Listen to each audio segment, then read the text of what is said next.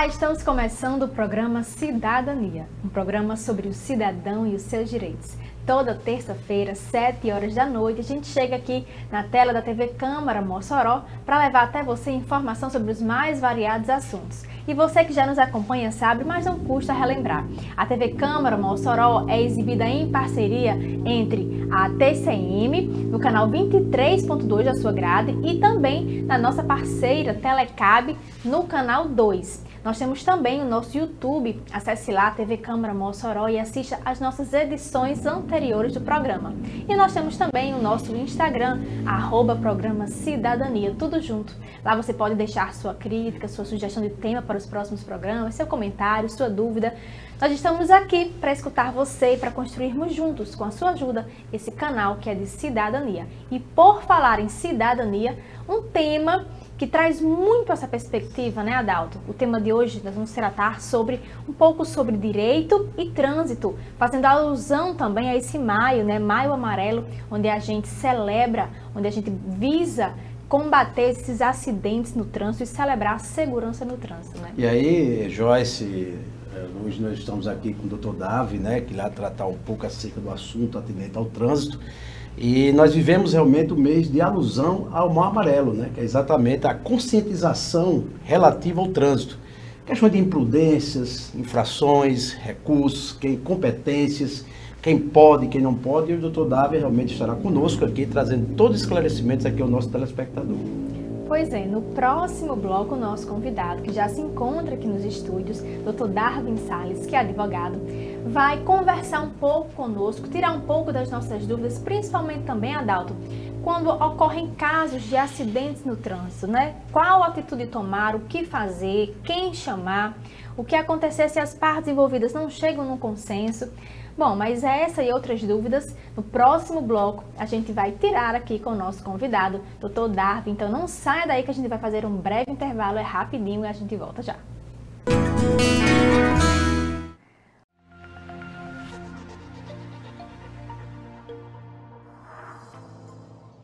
O Programa de Gestão Estratégica e Transformação do Estado, Transforma-Gov, tem por objetivo simplificar e modernizar a gestão estratégica da administração pública federal.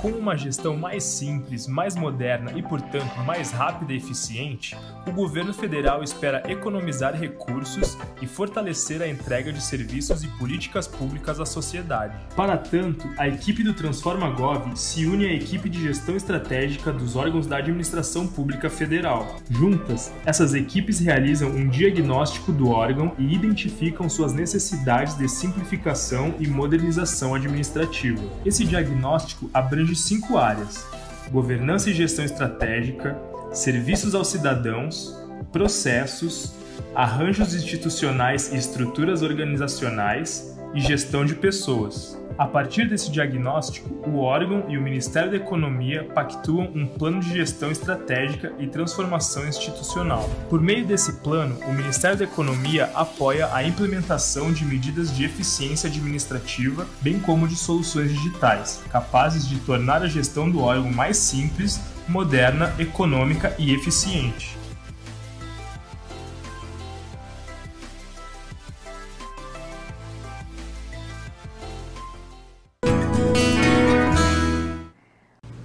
Estamos de volta com o segundo bloco do Cidadania. Hoje vamos falar sobre trânsito e direito com o advogado Dr. Darwin Salles. Mas antes de apresentá-lo e de começarmos nossas perguntas, nossos questionamentos, eu quero só fazer uma correção. No bloco anterior eu falei que o nosso programa vai ao ar às terças-feiras, mas corrigindo, nós vamos ao ar às quintas-feiras. Adalto aqui quem me chamou a atenção, quem percebeu, né, que eu falei equivocadamente terça-feira. Mas seguindo, Dr. Darwin, inicialmente, muito obrigada pela sua presença, por vir aqui conversar conosco sobre esse tema. Olá, meus amigos. Olá, meus telespectadores. Estou aqui para contribuir um pouco com esse tema que realmente estamos num mês que é em alusão, como falou aqui o nosso dileto amigo, para buscar segurança, buscar melhorias e estudar, aprender dentro dessa sistemática que é o Código de Trânsito Brasileiro, para a gente passar para toda a população entender e conhecer mais os direitos e garantias da sociedade. E para iniciar, Joyce, Dr. Davi, nosso bate-papo, vamos entrar no fator infrações. Em caso de prática de infrações, por exemplo, os cidadãos, a quem ele busca para saber? Tem alguma informação, algum local específico para saber acerca dessas informações ou mesmo de penalidades? Nós somos regidos pelo Código de Trânsito Brasileiro, tá? E o órgão que vai ali contabilizar, regular, propor os recursos e as infrações é o DETRAN, tá? E dentro da estrutura do Código Penal de Trânsito Brasileiro, nós temos os deveres dos pedestres, dos ciclistas, dos motoristas. Então vai reger toda a classe que vai ali estar trafegando pela cidade, pelas rodovias. Então essas infrações elas vão ser aí tiradas suas dúvidas pelo Código de Trânsito Brasileiro ou pelo DETRAN ou agentes de trânsito. Doutor Davi, hoje, na verdade, com a evolução tecnológica, nós temos até aplicativos, né, que possibilita, né, o cidadão comum, ele ter acesso a essas infrações, né? Você entra lá no aplicativo e verifica realmente essas práticas, essas infrações e, obviamente, uma possível penalidade, uma autuação, né, uma coisa dessa natureza. Nós temos um aplicativo carteira digital hoje que quando você comete uma infração, a multa ela já vai automaticamente. A multa não vem mais para a sua casa se você fizer essa regulamentação. A multa ela vai direto para o aplicativo, você já está intimado para apresentar os recursos. Doutor Darwin, e por exemplo, né, no caso dos municípios, né, que nós moramos em municípios e aqui nos municípios a gente vê muito a figura do agente de trânsito. E aí eu pergunto, apenas esses agentes estão autorizados a multar ou outras autoridades, outros órgãos podem também efetuar multas? A gente trabalha numa sistemática de competências. Nós temos os agentes municipais, os estaduais e os federais. Eventualmente, cada um vai operar dentro do seu limite. Porém, o que é que pode acontecer? Em um outro agente identificar uma irregularidade, ele pode chamar o agente municipal para que seja feita a devida multa. Ah, sim. Aí, e nesses casos, por exemplo, doutor Davi, em relação à questão de acidentes, que a gente vê isso com frequência, né, envolvendo motos, bicicleta, transeuntes, veículos, né? A quem o cidadão ele pode socorrer? Ele tem que chamar uma pessoa, um agente? Como é que funciona? Qual o procedimento a se adotar em caso de acidente? Hoje, a regulamentação é que os agentes de trânsito vão até o local quando acontecer na municipalidade, nas RNs, os estaduais, e nas federais, a Polícia Federal. Houveram algumas mudanças recentes, hoje a Polícia Federal só vai até o local quando existe alguma vítima. Assim como os agentes de trânsito antigamente, eles produziam laudos técnicos e hoje não mais. Eles apresentam um laudo e esse laudo vai ficar com o cidadão para buscar a devida medida. Então, na cidade chama o agente de trânsito, na RN chama o agente estadual e na federal chama a Polícia Federal, Rodoviária Federal. E aí tem as vias apropriadas, eu acredito que telefones de contato, na dívida estadual, municipal, federal. E, claro, o agente ele se direciona ao local do acidente, ali é feito um levantamento, né? Acredita-se de como ocorreu o fato, o acidente em si, e expede um laudo, né? Isso, é expedido um laudo técnico, porém, ele não tem mais o indicativo de quem acertou ou quem errou no acidente. Então, fica uma coisa subjetiva e para que você judicialize, eventualmente saia alguma alusão técnica sobre o fato. Então, puxando mais um pouco sobre isso, Joyce, doutor Davi, porque assim, era comum o cidadão no envolvimento de um acidente, ele chamava um agente, né, de trânsito, seja estadual, hoje municipal também, e ele vinha, fazia um levantamento e posteriormente, sei lá, com 30 dias saiu um laudo informando como foi as causas do acidente, a possibilidade de quem foi que na verdade praticou e etc e tal. Hoje isso não existe mais, apenas informa acerca do trânsito, não é assim?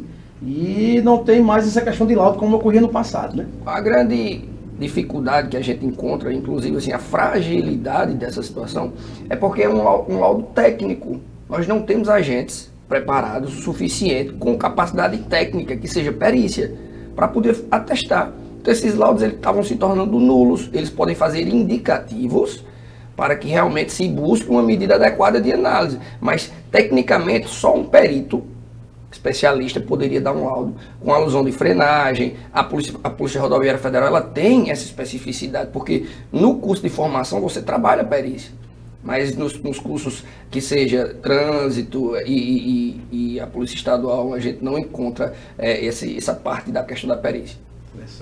E quando a gente fala em trânsito, a gente lembra logo de multa, né? E muitas dúvidas das pessoas se referem justamente a como recorrer dessas multas. Tem alguma divisão de competência ou existe um órgão único a que a gente recorre? Como funciona?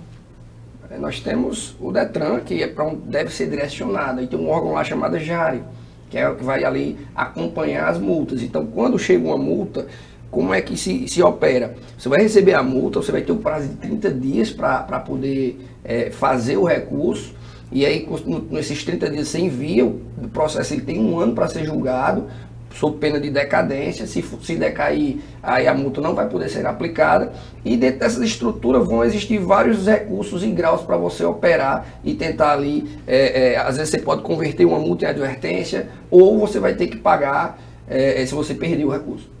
Então, independente se foi numa via estadual, numa via federal, a gente sempre recorre ao Detran?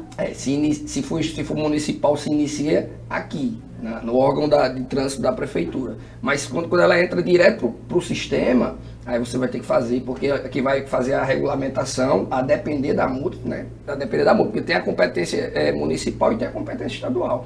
Mas aí, se for municipal, você pode fazer o recurso aqui na Secretaria de Trânsito, que é aquela ali perto do posto da Igreja de São João. Você pode entregar seu recurso lá também. Se for positivado, você vai ter que pagar.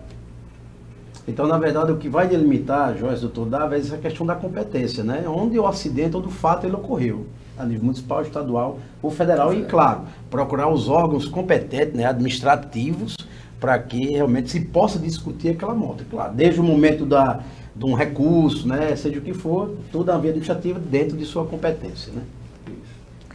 Bom, a gente vai fazer um breve intervalo, Adalto, mas daqui a pouco a gente volta com o Dr. Darwin conversando um pouco mais sobre direito e trânsito. Não sai daí, que é rapidinho, a gente volta já. Oi, eu sou a Amor, a Associação de Pais e Amigos dos Autistas e TDAH de Mossoró e região.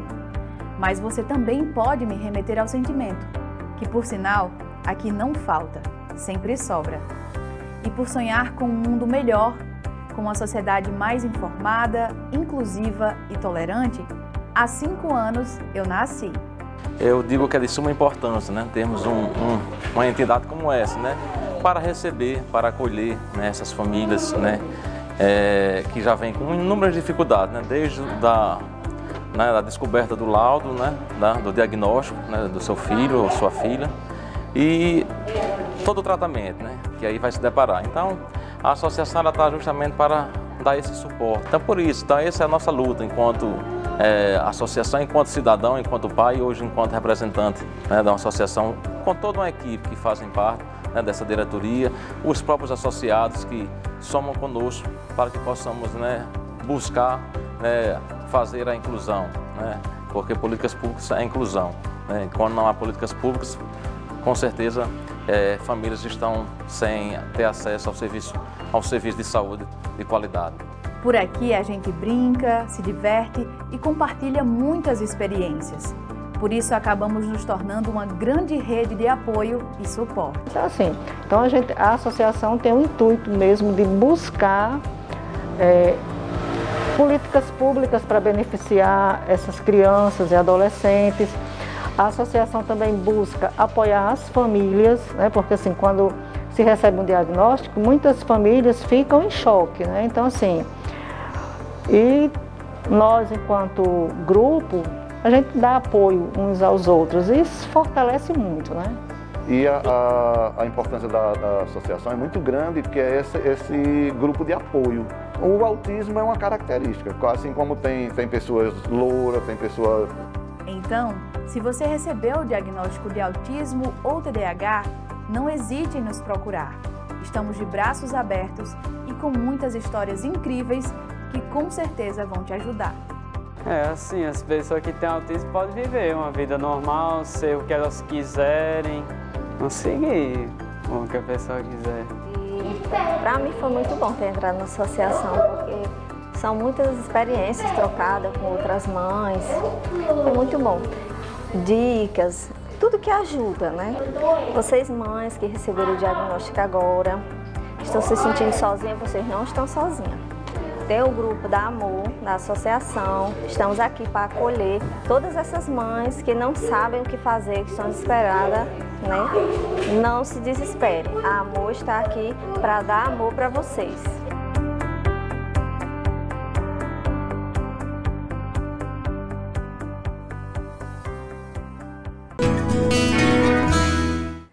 Estamos de volta com Cidadania, hoje falando sobre direito e trânsito com o Dr. Darwin Salles, que é advogado, né, Adalto?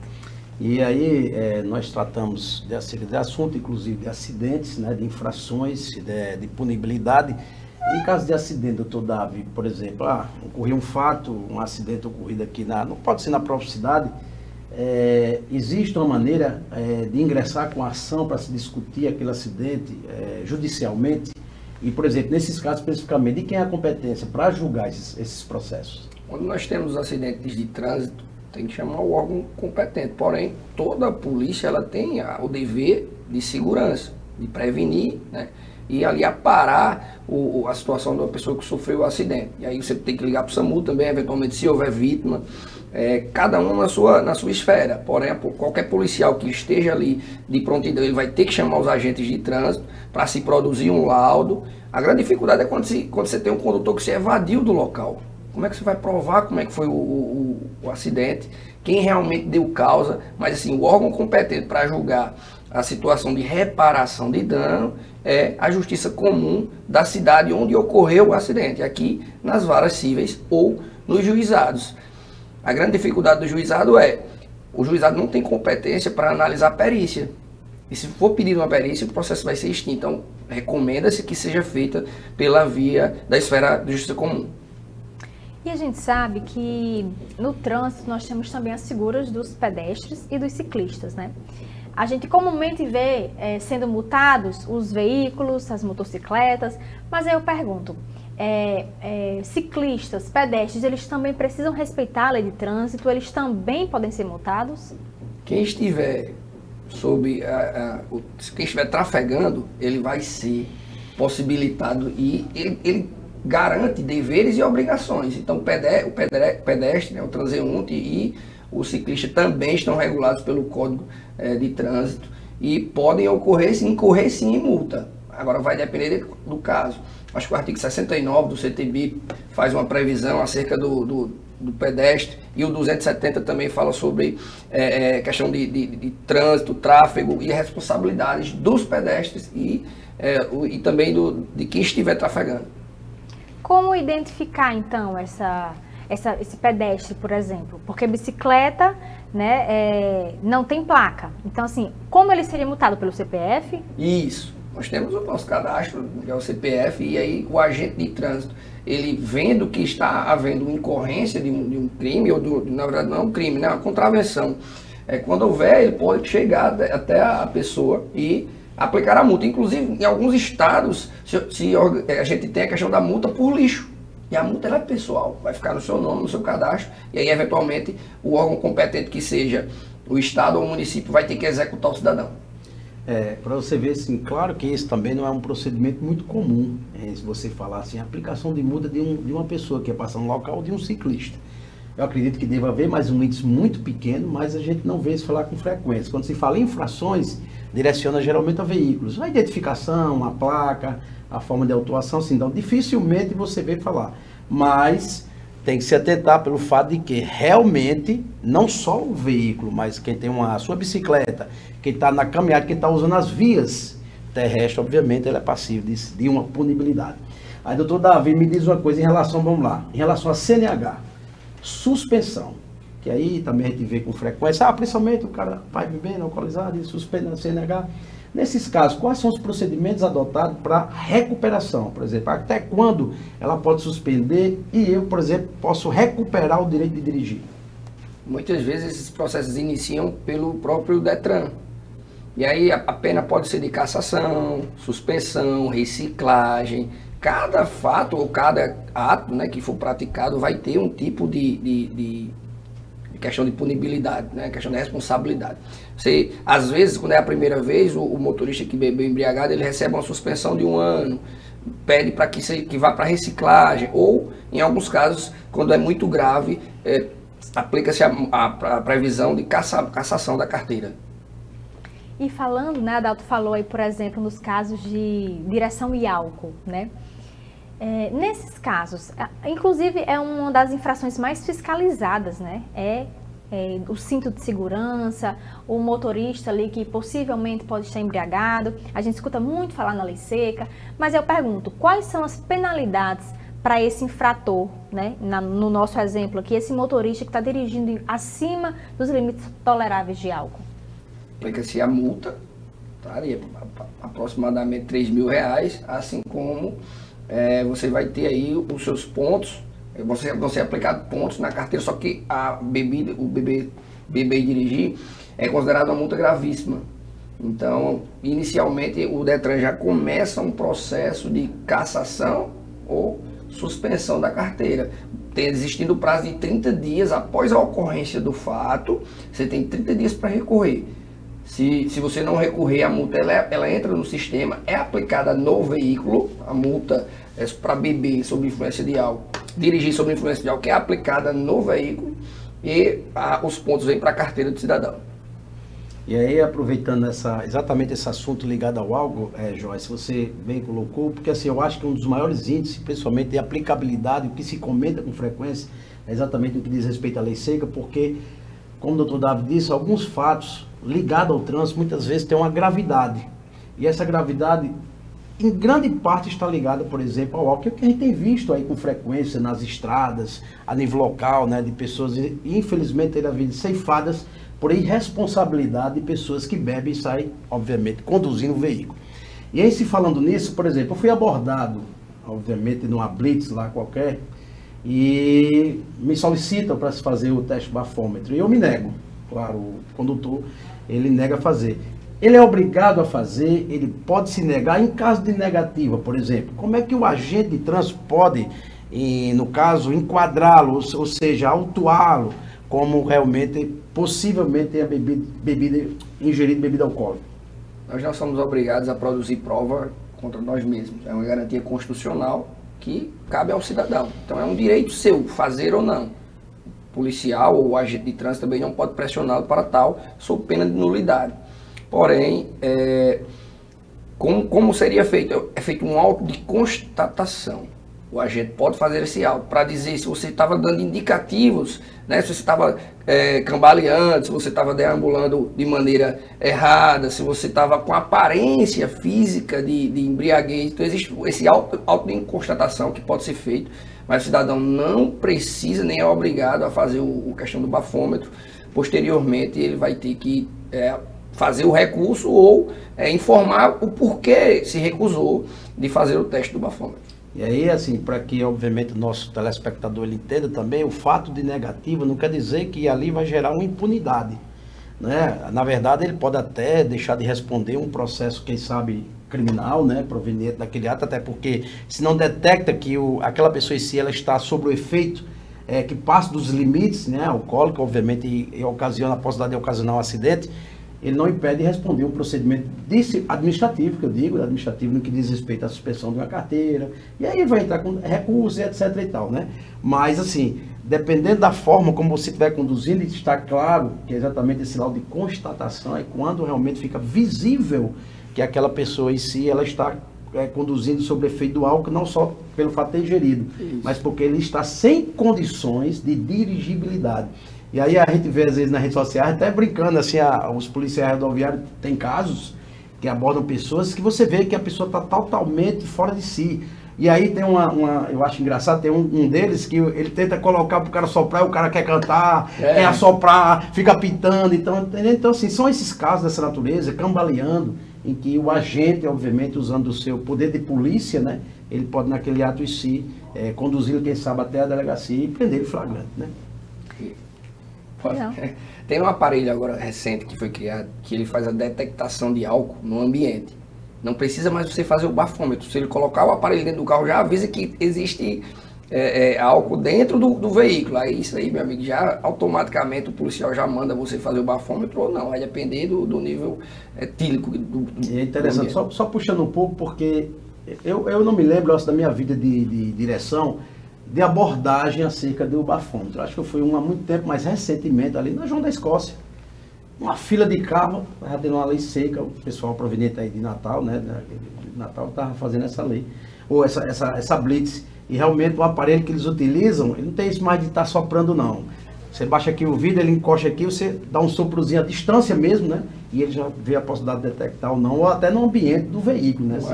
No ambiente. Às vezes até o passageiro que tem que beber, mas como acusa, aí você vai ter que fazer. Ou eventualmente ele vai fazer essa constatação também que existia no veículo a presença de álcool.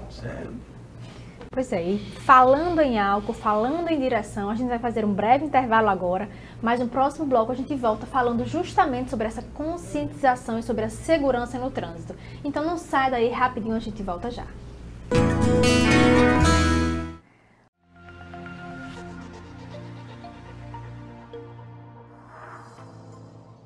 O Programa de Gestão Estratégica e Transformação do Estado, Transforma-Gov, tem por objetivo simplificar e modernizar a gestão estratégica da administração pública federal. Com uma gestão mais simples, mais moderna e, portanto, mais rápida e eficiente, o governo federal espera economizar recursos e fortalecer a entrega de serviços e políticas públicas à sociedade. Para tanto, a equipe do Transforma-Gov se une à equipe de gestão estratégica dos órgãos da administração pública federal. Juntas, essas equipes realizam um diagnóstico do órgão e identificam suas necessidades de simplificação e modernização administrativa. Esse diagnóstico abrange 5 áreas: governança e gestão estratégica, serviços aos cidadãos, processos, arranjos institucionais e estruturas organizacionais e gestão de pessoas. A partir desse diagnóstico, o órgão e o Ministério da Economia pactuam um plano de gestão estratégica e transformação institucional. Por meio desse plano, o Ministério da Economia apoia a implementação de medidas de eficiência administrativa, bem como de soluções digitais, capazes de tornar a gestão do órgão mais simples,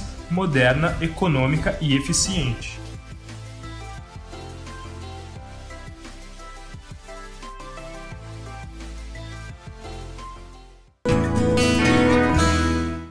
Estamos de volta com o último bloco do Cidadania e eu já vou perguntando aqui ao Dr. Darwin Salles sobre a segurança no trânsito, aproveitando esse mês de maio, onde a gente celebra, né, a conscientização da segurança no trânsito. E aí, Dr. Darwin, parece uma pergunta muito clichê, uma pergunta muito simples, mas se fosse tão simples, a gente não teria tantos acidentes no trânsito, né? O que a gente pode fazer enquanto pedestre, enquanto motociclista, enquanto ciclista, enquanto motorista, para deixar o trânsito mais seguro para todo mundo? Inicialmente, acho que onde a educação ela se abre portas e se chega a tudo que é devido. Muitas vezes a gente tem questão de briga de trânsito, tem a questão do respeito de faixa, respeito de não dirigir sob influência de álcool. Então, a conscientização tem que ser da população, logicamente com auxílio de campanhas de agentes de trânsito, de governo do estado, governo federal, para que se chegue a informação até a população. Porém, eu costumo dizer que realmente o que precisa mesmo é educação da população, não beber, não dirigir sob a influência de álcool, é muito importante. Hoje em dia nós temos vários aplicativos que facilitam nossa movimentação, Ubers, 99, etc., entre vários. Ou pegar o motorista da rodada, como é uma campanha que realmente ajuda muito e sempre fica uma pessoa sem ingerir algo para que evite se acontecer acidentes, assim como o respeito de faixa, o respeito de estacionamento, locais para pessoas deficientes. Então a gente tem que haver essa organização social para que a gente evite muita coisa e as campanhas de conscientização. E aquilo que a gente falou no início, exatamente, que a gente utilizou o termo conscientização. Eu acho que se houvesse essa conscientização, essa consciência de cada pessoa que sai de sua residência, que pega o seu veículo e transita no meio do povo, da população, dos pedestres, dos ciclistas, se todos tivessem realmente essa educação acima de tudo, essa conscientização, eu acredito que muitas coisas poderiam ser evitadas, muitos acidentes poderiam ser evitados, né? Eu sempre costumo dizer, geralmente você pode observar em rodovias, quando ocorre de carros, por exemplo, bater de frente. Ora, se você tem um acidente em que um carro, ele se choca de frente, ali houve uma negligência, puramente, uma imprudência, ultrapassagem que você não deveria ter feito. Então, assim, muito difícil, porque ali você tem um carro conduzido por uma pessoa e ele só vai para onde você o leva. Se você realmente entrou na via errada, é porque você não teve educação e não teve conscientização acerca dos seus atos ali perante a comunidade, a população como um todo. Né? Às vezes até o desrespeito às faixas, né? A questão da faixa contínua, às vezes o excesso de velocidade, que também é uma infração. Então, o que falta justamente é essa educação, esse respeito ao próximo, né? E à sua vida. Às vezes você está carregando sua família, está levando seus entes próximos e pode causar um acidente que pode ter uma vítima fatal e prejudicar toda uma família. E para se falar em vítimas fatais, doutor Davi, por exemplo, quando você realmente num acidente envolve ali, traz na verdade uma fatalidade, ou seja, uma pessoa é tirada da vida, aquele que o praticou, possivelmente ele pratica um crime de trânsito, né? Esses crimes, por exemplo, nesses casos, eles são considerados dolosos ou culposos? E que penas, por exemplo, podem ser realmente atribuídas àquelas pessoas? Nós temos o crime culposo e doloso no trânsito também, apesar de ser uma teoria excepcional da questão do dolo eventual. A gente chama dolo eventual quando você assume o risco de praticar. Quando você bebe e dirige e finda batendo em alguém, você pode responder por lesão corporal dolosa, você pode responder por homicídio, mas, via de regra, nós somos exigidos pelo Código de Trânsito Brasileiro e é aplicado o 306, que no caso de vítima fatal ou a lesão corporal com acidente de trânsito. Então, da forma, por exemplo, que aquela pessoa vem conduzindo o seu veículo, ele pode ser caracterizado como um dolo ou um fator culposo, né? Quando você passa a assumir um risco, na verdade, como a gente já teve aqui, casos recentes, de pessoas altamente embriagadas, né, ocasionando acidentes, danos materiais, inclusive até às vezes gerando um problema no caso de morte.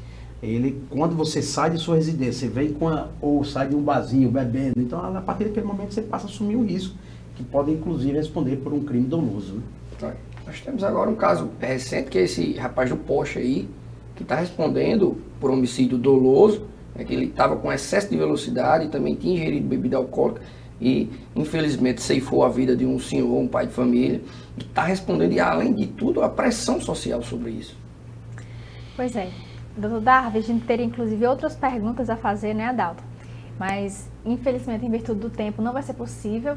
Mas nós deixamos desde já o convite para que você possa retornar outras vezes. Inclusive, falar sobre até o DPVAT, né? Essa legislação que está modificando aí. Então, quem sabe, você possa retornar outras vezes. Estou à disposição, agradeço o espaço e assim, muito bom a gente estar conversando sobre isso para conscientizar as pessoas, saber quais são os deveres e garantias. O DPVAT eu trabalhei com ele uns 15 anos da vida, então eu posso contribuir com vocês e desde já agradecer e estou à disposição. Bom, vou chamar então o Dr. Darvi e Adalto para que juntos a gente possa assistir agora o nosso quadro Dicas de Concurso com o professor Pietro Medeiros. Pietro, agora é com você.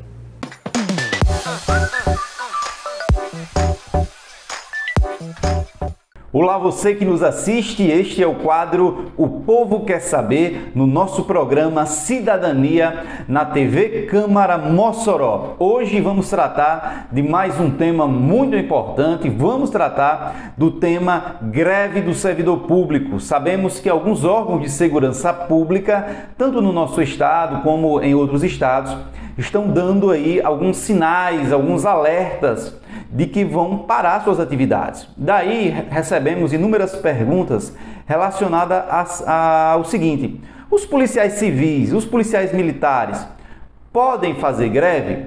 Então esta é a pergunta que eu vou tentar responder para você de forma clara e de forma que você entenda, certo? Na nossa Constituição, no artigo 37 da nossa Constituição, inciso 7º, diz que o servidor público, de uma forma geral, ele pode sim fazer greve. O nosso ordenamento jurídico ainda não tem uma lei que trate de uma forma geral da greve de todos os servidores públicos. Não existe essa lei ainda, certo? Está previsto na Constituição, mas não tem a lei para dar efetividade a essa norma. O direito sim, o direito de greve tem. Daí chegou esse tema ao STF e o STF decidiu que No caso de greve de servidor público, tem que aplicar a lei da iniciativa privada, enquanto não seja criada a lei para reger a greve dos servidores públicos, tem que ser aplicada a lei da iniciativa privada. Tranquilo? Essa é a regra geral. O servidor público pode fazer greve, a lei que aplica é a lei da iniciativa privada. Porém, contudo, todavia, entretanto, no caso dos órgãos de segurança pública, da Polícia Civil, da Polícia Militar, Polícia Rodoviária Federal, Polícia Penal, há uma exceção. O STF decidiu também que órgãos de segurança pública, como Polícia Civil, Polícia Militar, órgãos que trabalhem diretamente com a segurança pública, não estão autorizados a fazer greve. São órgãos de Estado, são carreiras que são um braço do Estado, nas palavras do STF. Exercem funções essenciais. Então, sairiam da regra geral e iriam para a exceção. Ou seja, Polícia Civil, Polícia Militar, que também está lá no artigo 142 e artigo 42 da nossa Constituição, não podem fazer greve. Ah, mas eu vi no jornal, eu vi na televisão, eu vi no rádio, que os policiais civis estão fazendo greve e tal. Na verdade, ali é uma paralisação para indicar ao governo as suas insatisfações, certo? Tudo que eu estou falando aqui para você que nos assiste é relacionado ao nosso ordenamento jurídico, é como pensa atualmente o STF relacionado ao tema, certo? Então, a palavra greve ela é muito forte, já a palavra paralisação tem outra conotação, certo? Tem outra conotação. É algo que vamos paralisar nossas atividades, vamos mostrar aqui a nossa insatisfação para que o governo veja a nossa categoria de outra forma e resolva aí os nossos problemas. Então, a regra é essa. Em regra, o servidor público pode sim fazer greve, aplica-se a lei da iniciativa privada. A exceção é que as polícias civis, militares e órgãos ligados diretamente à segurança pública não podem fazer greve segundo o nosso ordenamento jurídico atual, tá bom? Grande abraço, fique com Deus. Esse foi o quadro Povo Quer Saber, programa Cidadania na TV Câmara Mossoró. Até a próxima.